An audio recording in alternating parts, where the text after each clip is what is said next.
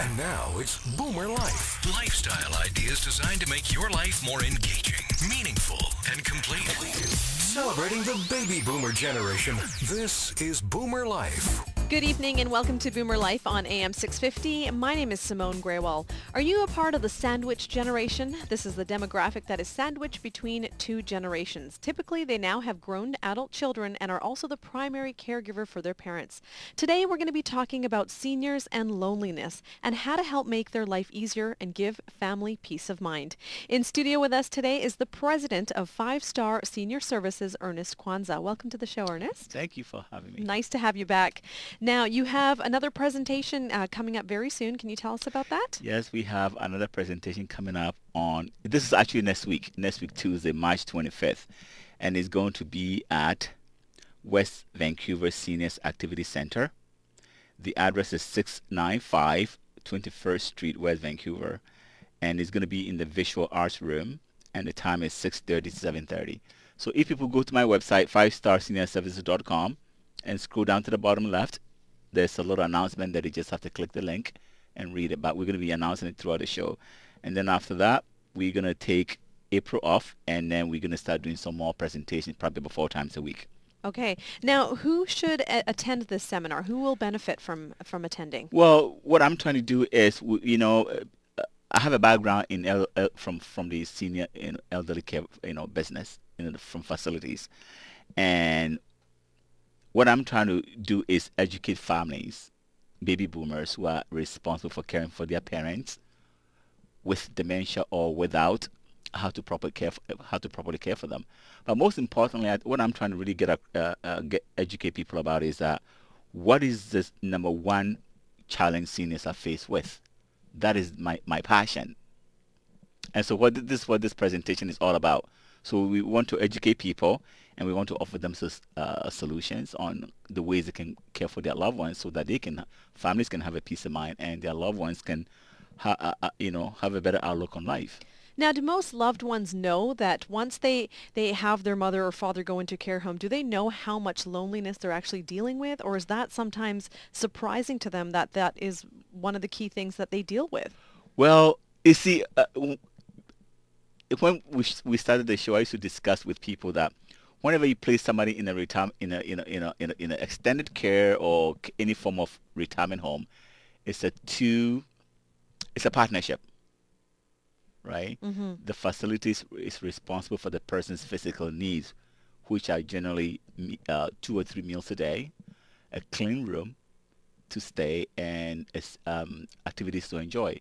And most families place their loved ones in care generally for one reason, for safety reasons. They're no longer safe at home. They're not, can't be taken care of. They may take a fall, something may happen to them, which is very legitimate. But they have to remember that once you place the person in care, you also have your responsibility. That is the emotional needs of the person. And actually, there's a term used for it in a retirement home. Many years ago, they used to refer to it as someone to sit with them. Okay.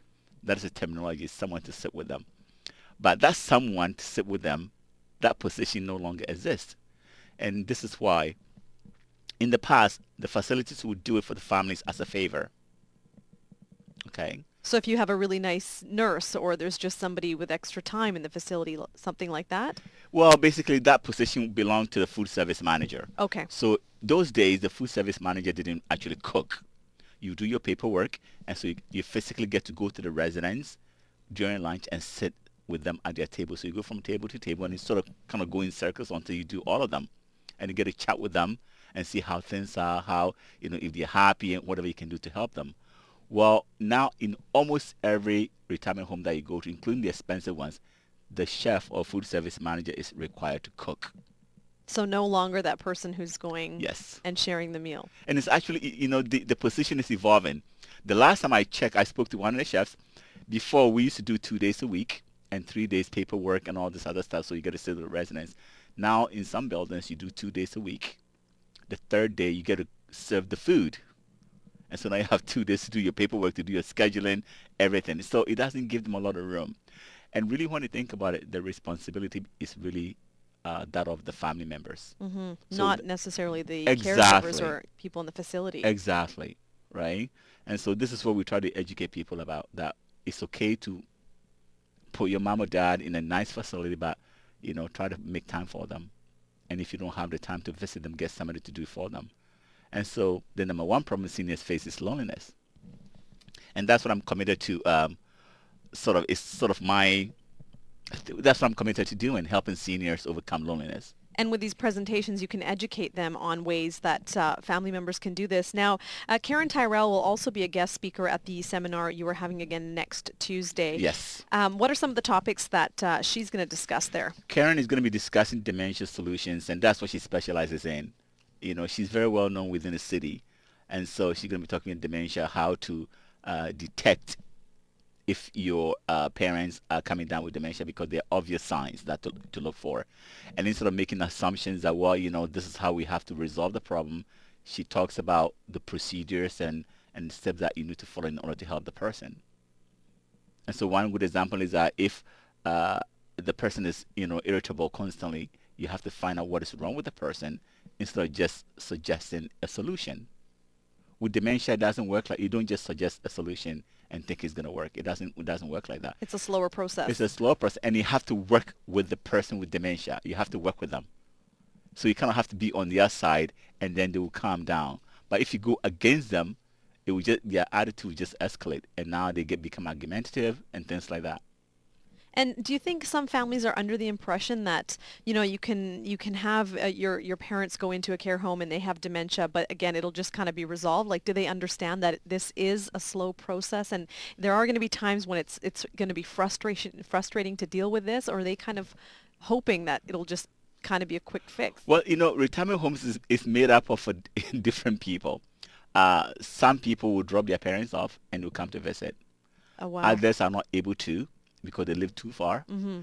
Others who drop their parents off, but they also have their own spouse, and their children and their business to attend to. So it just gets really, really, really busy. And quite often, the elderly person is the one who is caught in between.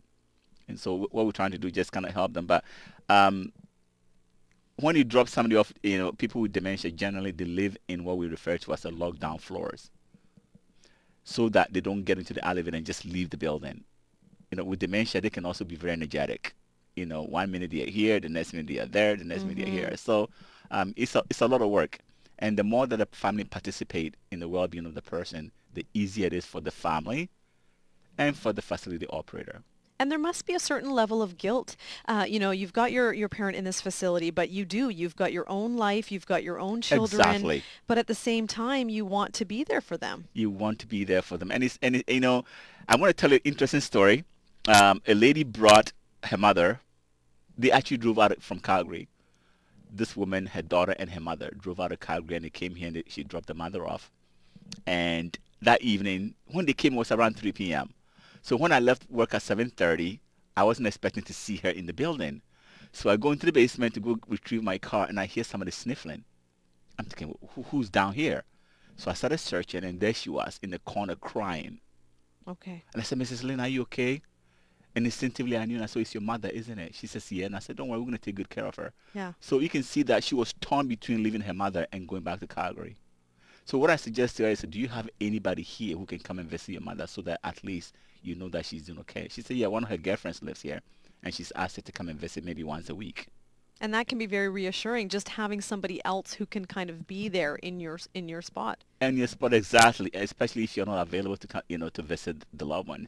So we see these emotional experiences, and families, and like you said, families are torn. It's really difficult, and so we try to kind of my commitment is just do presentations and talk about how families can help their loved ones. So what that means is that when you place somebody in a retirement home, the care of the person, for that to be complete, the facility have to do their part and families have to do their part. That is the only time it becomes a complete care. If you're just joining us now on Boomer Life on AM 650, joining us in studio is the president of 5-Star Senior Services, Ernest Kwanzaa, and we are talking about seniors and loneliness. Now, how spread is this problem? Well, let me put it this way. I interviewed one time, I ran into these researchers who were actually coming from SFU, gerontology students, and point blank I asked them, what is the number one problem seniors have in this province? Instinctively, this is loneliness. BC Nurses Association. I met some of their members. I asked the same question. What is the number one seniors have? Number one problem seniors have, especially in care? Loneliness. Right? Yeah. But it really that is what is really the issue is. But I think when we place people in a retirement home because they're staff and employees and all that, we think, oh, everything is great. Well, we have to remember that every staff is responsible to the company they work for. Okay, that's number one. Yeah. Number two is every staff is assigned a resident that they need to take care of. And so let me give you an example. If one staff is assigned, let's say, 6 or 8 residents to get ready for lunch or breakfast or whatever, they have to get all those people ready. And they have to plan their time that I'm going to give each person 20 to 30 minutes, and that's it. That's it. And if you think about the course of a day, The course of the day. only having 20 to 30 minutes with Exactly. somebody. So that staff has to take care of your mom and your dad in the morning, get them ready for breakfast or wake them up. They have to repeat the cycle again, and then dinner time, it has to be the same. So the staff is really busy. They're just in that cycle, You're just just in the constantly. cycle. Yeah. And so that's the way it works. So this is why we try to get families involved. Just during those times you have the breaks. Yes. Now, are you starting to see an increase? Like with you mentioned earlier that the position of the person who used to make the food is now specifically for them not being able to share the meal plans. Are you finding through your presentations and seminars and educating the families about how much they need to be there? Have you seen a change? Are more people starting to come to spend time with their loved ones, knowing that loneliness is such a huge factor? This is what, because I think in the past, people were not aware. Of course, when you put somebody in a retirement home, you're not there, right? So you're really not aware of what's going on. You've gone to your Yes. 9 to 5 job, go, busy, day, and you're not thinking about it anymore. You're not thinking about it anymore. But also the age of the person counts, Okay. right? And also the person's own characteristics. Let me give you an example. Some seniors are loners. They choose to They be on their choose, own. you cannot push anything on them. They enjoy their own company. They will take a walk. They will come back, read the papers, watch TV. They like being alone. That is very common, because whenever I do presentations, I talk to these senior communities center directors. Tell me what can you tell me about these situations? So some seniors are like that.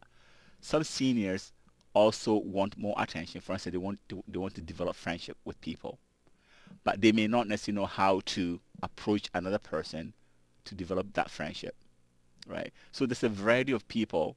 And so it's really difficult for the operator of the facilities to try and do everything. Encourage them to kind of create their own friendships. Well, some of them do. And actually, something interesting happened today. I was in Langley, and I went to speak to, I met one of the managers. And what she's doing is that she goes to tables and she looks for, sometimes seniors will sit together as friends. And they can be very chatty, which is good. Okay. So what she'll do is she'll look at another table where there's about 2 or 3 seniors who may have dementia, who are very quiet or maybe very timid. And so she would take one person who likes to talk or initiate conversations and mix it with the quiet table. And so I asked her, how's the result? So what she's beginning to see is that seniors who are quiet are beginning to open up and talk about their upbringing, their academic background, what kind of job they did, and all these other things.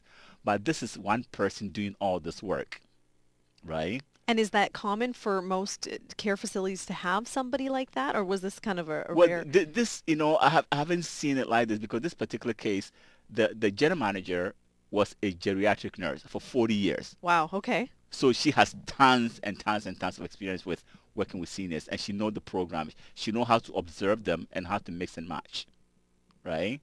That is her background. But a lot of the newer homes operate like a hotel. So they may even bring in a hotel manager to run it, or they may bring in a restaurant manager to run it. Well, they don't have that same experience.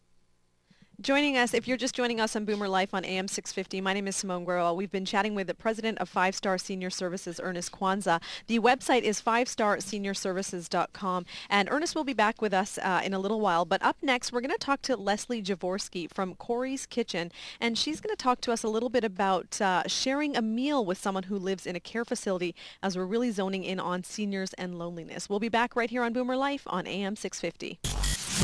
Canada's only weekly radio show dedicated to the baby boomer lifestyle. This is Boomer Life on AM 650.